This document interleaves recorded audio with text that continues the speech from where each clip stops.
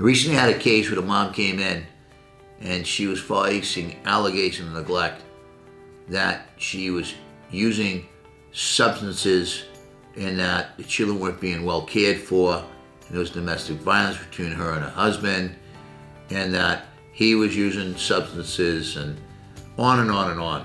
And the mother went in to see DCF, actually went to the office and spoke to the DCF personnel who had looked into her background before she got there. And she had been a foster child at DCF. So they laid out on this incredible guilt trip. She later told me they should be travel agents because they sent me on one hell of a guilt trip. But how she was in foster care, like that was her fault? That she had been in foster care for many years, was that her fault? And so when all was said and all was done, she knew firsthand what foster care is and what foster care can do. And she said, never, ever, ever, ever, ever do I want my child ever to be in foster care, in a foster home, being raised by a complete stranger like I was, called a foster parent. It was a nightmare, she said. So she called and she hired me, literally, figuratively, on the phone. And she says, Kevin, I need your help. I need you here. I need you to be here when DCF comes. And so I met with her and we made up a plan and talked about the allegations, and we sent for all the documentation.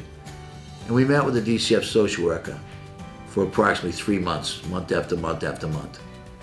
And at the end of the assessment, the social worker realized that the allegation of substantiated concern was not something that appeared to be what it was.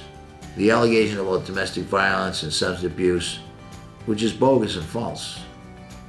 There were issues in their marriage that came to light that were not neglect, that were not any type of neglect. The father was working all types of hours, and mom had 3 kids at home. And she took the kids to the beach every day during the summertime, and this was during the summertime. And when the case was coming to a close and the assessment was getting ready to close, the social worker admitted she goes to the same beaches. She admitted she loved the beach just like the kids did.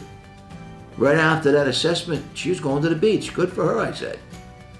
And I asked her to go back to the powers that be and look at this substantiated concern and determine whether it really, really needs to be supported.